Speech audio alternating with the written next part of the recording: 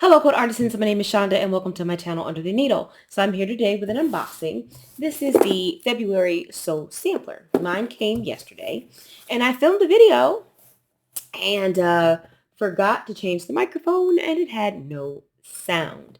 So normally I would open the box and I would show you that nice little box cover that they always put in that has the coupon on the back, but I already threw that away because the coupon was 15% off of Jolly Bars. I knew I was not going to be buying any Jolly Bars, so I did not need that coupon, so I threw it away before I realized that I was going to have to reshoot this video, so I don't get to give you that visual. Sorry. But I am going to show you what's in this box. Now, of course, nothing is a surprise to me anymore because I've already done this unboxing. So, let's start. First and foremost, let's change the camera.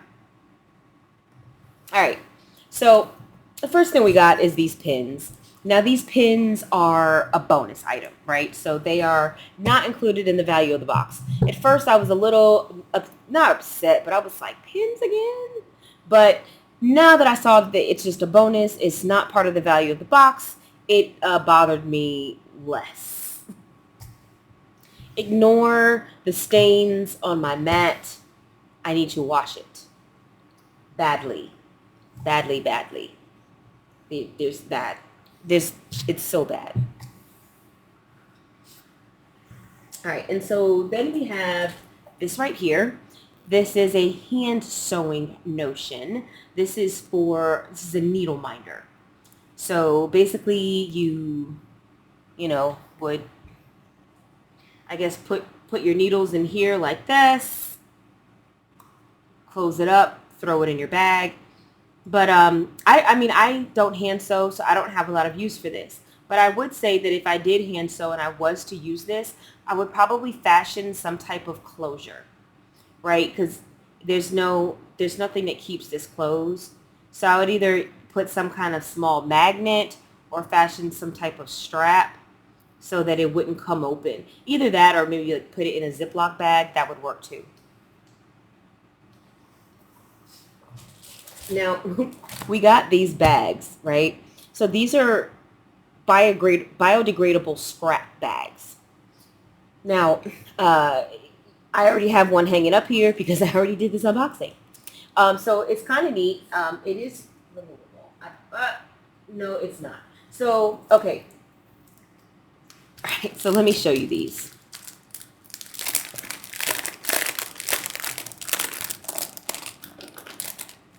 So basically these are these little bags, and they have this adhesive strip here that you peel off and then you stick it onto something. You stick the bag onto something, right? And then once you stick it on, then you can put stuff in there, various fabric scraps, right? And then when you're done, there's an additional adhesive that you can use, I think, to seal the bag. Is it? Did I make that up? What I think that was true. Yeah. So there's an additional adhesive strip that you can use then to seal the bag. Now, I don't think this is a bad concept. I've never tried this. So I did put this here for me, but I haven't done any cutting yet. Now, when I first stuck this up here, let me go bigger. When I first stuck this up here, I noticed that when you mount it, like it's flush, and if it's flush, then you don't really have a way to, the bag doesn't want to open really. It doesn't want to, the mouth of the bag doesn't want to open. So I ended up not taping mine flush and kind of having a little overlap or like a gap, like a pleat in it, so that this would come open a little bit more. Now, I stuck mine here, and I'm just going to try this out as a concept, right? Because if I like this as a concept, I believe it was $4 and change for these 6 bags. Now, you can put them anywhere. They say you can put them anywhere. Now, I was able to reposition mine yesterday because when it was fresh. But now that it's been up here for a day, it does not want to come off. So once you get it up there, it's up there. Once you let it sit, like if you peel it. If you stick it down and immediately remove it, you can do that. But once it sits, it's going to stay there. But if I like this as a concept, because this is a very small bag. It's really small. So this could get filled up pretty quickly.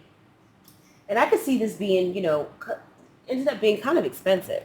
So what I would do, if I like this concept, is use Ziploc bags or grocery bags, right?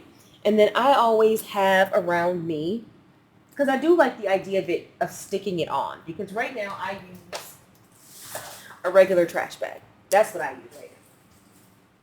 So I do kind of like the concept of this. But I always have with me in my sewing room mounting tape that I use for various reasons. It's not a sewing item, but I love this stuff and I use it in my quilting all the time. So I would take this and put it on the back of a grocery bag or the back of a Ziploc bag and stick that on. I've got a much bigger area. And then when I'm done, I can just empty this out, or because it's a lot sturdier. Yes, these are, these aren't, they're not flimsy, but they're less sturdy than a Ziploc bag. So just something to think about. That's what I would do. I don't see myself buying these bags. Now we got our Bliss Sew Along, Block 11. I'll show you guys Block 11. It's in here somewhere.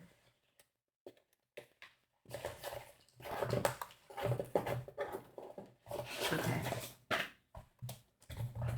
At least I thought it was in here. Oh, here we go. So this is the easiest way for me to show you Block 11. Let's switch the camera back. So this is what Block 11 looks like. We've got, looks like 4 half square triangles in these corners. We have a square and a square with some snowballed corners, or maybe this was put together as a 9 patch with a half square triangle, a plain square and another half square triangle, then 3 plain squares, and then the same here, half square triangle, plain square, half square triangle. It's kind of hard to see that definition there with the glare, but this is Block 11. Now this month, one of the notions we got was this here. Now I was excited to see this. This is a featherweight thread grabber. And the purpose of this, I know it says for featherweight, but I don't know if it's for featherweights or just because it has a featherweight on it. But the purpose of this is that you're supposed to be able to squeeze the handle together, and then this mouth is supposed to pop open, and then you can grab your thread. So your bobbin thread can be kind of short and hard to grab. And so you can use this to grab your bobbin. Now, I personally use just like a regular, it's some kind of like hardware tool or jewelry tool that kind of does the same thing. That's what I normally use. But this would have been cool. I think I might contact Fat Quarter Shop on mine because mine just doesn't, mine brokey. Mine won't go. But I do like this as a notion. It's way prettier than the tool that I was using. So I would like to contact them and see if maybe I can get one that's not broken. So I did like this as a notion. And let's see, we've got, is that everything? Yeah, so this month we got 2 patterns, right? And the reason why we got 2 patterns is because we got a Jolly Bar this month. So we got Corey Yoder's Sun Washed. And we pretty reliably get Corey Yoder in the Sew Sampler. Pretty reliably. I know I remember getting Sunnyside, or anyway, it comes pretty frequently. I'm not going to open this because I like for my fabric to stay wrapped in plastic, but you can kind of see here It's like your typical Yoder color palette. Well, we've got the, it won't focus, the whites and the greens and the, you've got the yellows and the pinks and the different blues. No, it won't focus in there. But you can kind of see here. Corey's a typical palette there. It's gorgeous. Really pretty. Can't wait to use it. Now the patterns, every Jolly Bar comes with a pattern that is unique to that Jolly Bar. And so the pattern for this that comes with this is sun washed. Of course, you can't buy this pattern separately. You have to get it with the Jolly Bar. So this is 65.5 by 67.5. And you can see this is very beginner friendly.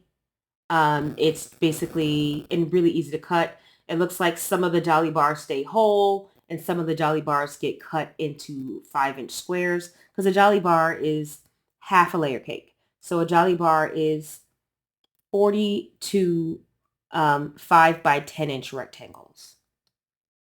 So you can tell here that some of them are left whole and then some of them are cut in half. So this is super easy cutting. Your background, you can tell you're just cutting 1.5-inch strips. And the hardest part about this quilt would be dealing with 1.5-inch strips. But you could always use 2.5-inch strips. You're just going to end up with a bigger quilt. So this quilt takes 2 Jolly Bars, or you could use a layer cake. So if you didn't want to use 2 Jolly Bars, you could use a layer cake because a layer cake is equal to 2 Jolly Bars.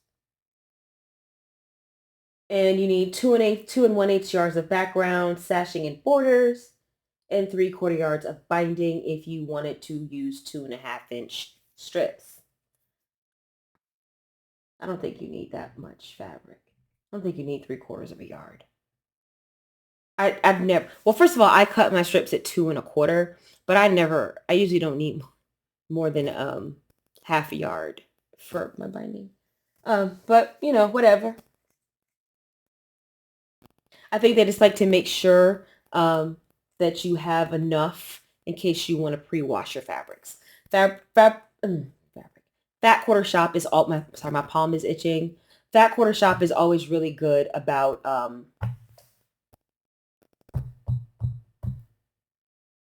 I just lost my train of thought. Don't mind me. And then the last pattern. Oh, Fat Quarter Shop is really good about giving you generous fabric requirements in case you want to starch or pre-wash your fabric so that you know you'll have enough and you will not be disappointed or let down that you don't have all the tools and materials that you need to finish your project. So this is the pattern that comes that comes with the box this month. I will not be making this. I personally do not like these type of piano key type borders. I don't like the half square triangle borders either with all the half square. I'm not a fan. It's just not my thing. It's not my thing. Maybe I'll like it one day, but I don't like it now. But this is kind of a, better picture of what it looks like here. And I just don't like, I don't mind these blocks, these here, but I'm not a fan of that. I'm not a fan of that. I'm just not. So will not be making this pattern. And that's it. That is our box. I don't think I left anything out. Let's look here. No, that's everything. Yeah, so that's everything, guys. So we've got our scrap bags. We've got our normal box pattern. Then we've got this extra pattern that came with the Jolly Bar. We have these grabbers here, these thread grabbers here. Hopefully y'all's work, mine don't. And we got these scrap bags. We got the needle minder. We got the Jolly Bar of Sun Washed by Corey Yoder for Moda. And then we got these bonus pins. I will likely use these pins for my design board. That's what these are for. Because for quilting, these are my pins. I use flower head pins pretty much exclusively for quilting. But when it comes to my design board, if I'm putting stuff up there that's going to be long, that's going to be there for a long time, or sometimes the blocks are heavy, or if you're pinning rows or multiple blocks, sometimes the blocks are heavy and they don't want to stick. And so these pins come in handy for that because my design board is foam insulation. And so since it's foam insulation, these pins work really, really well. So yeah, that is the box. That is the box this month. I'm pretty happy with it. I have no issues other than the fact that my thread grabber doesn't work. I have already went ahead and taken my box and I've written hand sewing stuff on here. Because I think what I'm going to do is every time I get anything, I'm going to go through my entire sewing room here. And then I'm going to pull out everything that is hand sewing related and put it in this box. And then as I get future items that are hand sewn, that are related to hand sewing that I can't personally use, I can put them in this box and then maybe do some type of giveaway in the future. We shall see. But anyway, that is it for me. And I'll see you guys next video.